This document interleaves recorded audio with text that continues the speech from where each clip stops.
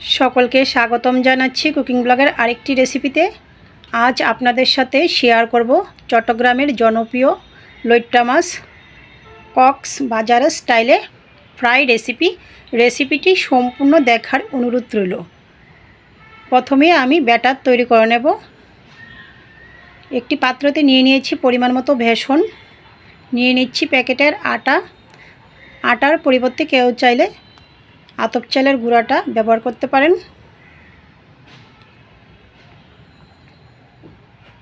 দিয়ে দিচ্ছি পরিমাণ মতো হলুদ গুঁড়া, পরিমাণ মতো লঙ্কার গুঁড়া,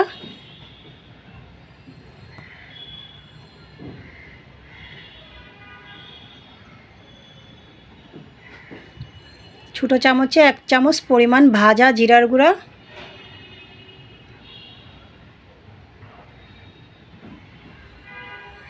স্বাদ মতো লবণ,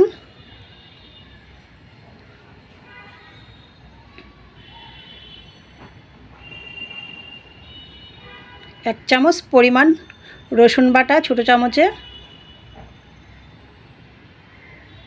পেঁয়াজ বাটা,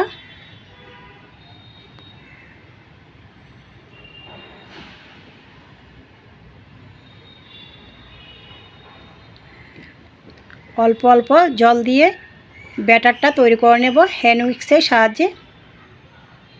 খানিকটা সময় নিয়ে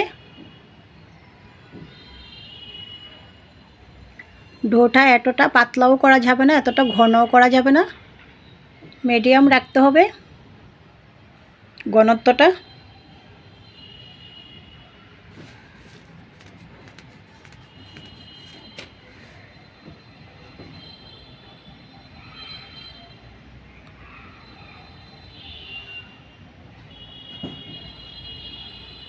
দিয়ে দিচ্ছি কর্নফ্লাওয়ার,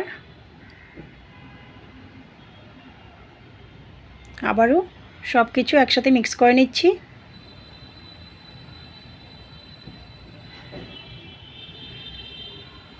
ব্যাটারের ঘনত্বটা দেখিয়ে দিয়েছি।